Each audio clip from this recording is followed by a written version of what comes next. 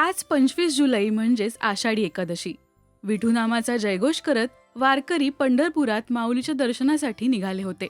ती प्रतीक्षा आज संपणार आहे. वारकऱ्यांसोबत कलाकार सुद्धा यात सामील झाले होते. पण अभिनेते आदेश बांदेकरांनी खऱ्या अर्थाने वारीचा आनंद घेतलाय. सेवा असो किंवा टाळ घेऊन वारीत नाचणं असो, मनमुराद आनंद लुटलाय. त्यातच आता वारीमध्ये त्यांना प्रवीण तरडे भेटलेत. देऊळबंद 2च्या यशाचं कौतुक करत बांदेकर भरभरून बोललेत. पण प्रवीण तरडेंनी आदेश बांदेकरांचे आभार मानलेत.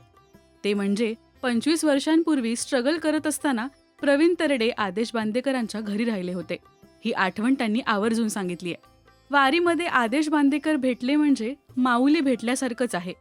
आम्ही घरी राहिलोय, जेवलोय, झोपलोय, एक आधार आमच्या पाठीशी होता.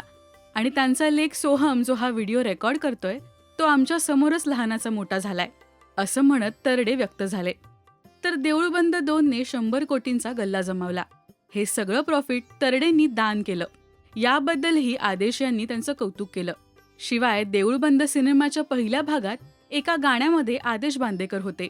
त्यांनी त्या गाण्यासाठी एकही पैसा घेतला नाही हे तरडेंनी उघड केलं. देऊळबंद 2मध्ये मी नव्हतो, पण देऊळबंद 3मध्ये मी असेन, असं बांदेकर गमतीत म्हणाले. सिनेमातून मिळालेलं सगळं प्रॉफिट शेतकऱ्यांच्या मुलांच्या शिक्षणासाठी दान केलं. हे सगळं आम्ही करू शकलो कारण स्वामींची कृपा आहे, असं तरडे म्हणाले.